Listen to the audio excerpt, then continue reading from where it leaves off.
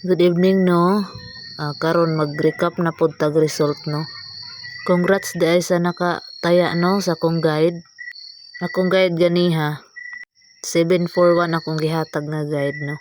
So ang ni result last ra 14 sa nakadaog no. Congratulations. So karon mag-recap na pod ko og result no. 2 PM to 9 PM no akong i-recap. Sa 2 PM guys, ang result guys sa 2 PM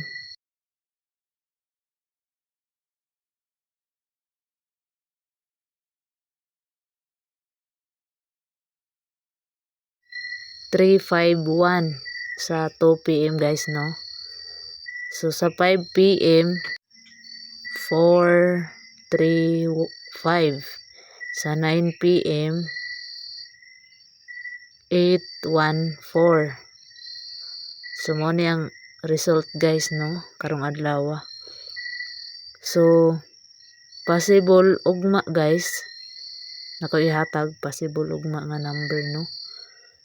So sa ganahan lang tayain ninyo no. Ginagmay lang gud.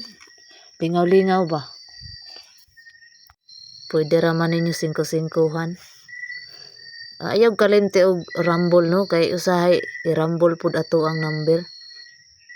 Pareha ato ang akong gihatag ganihang nga 441 no. Gibalira 14. So ugma guys nga ako'y ihatag no. Ugma October 27, 2025 no nako'y possible nga ihatag nga number no. So sabay no sa ganahan 5-5 lang gud. Akong ihatag guys 07 og 44 no. So pwede ninyo nihimuon og 607 sa Swertres og 644. So mo ni siya guys. Kamuray bahala og unsa inyo ang pares aning 07 og 44 no. So as ako ang bet no kay 6. Mo ni ako ang bet nga tayaan ugma no.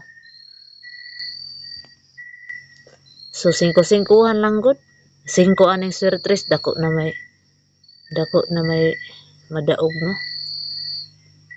So mao lang to guys. Update na pud ta ugma. Naa po ko i-post ugma no. So mao lang to no.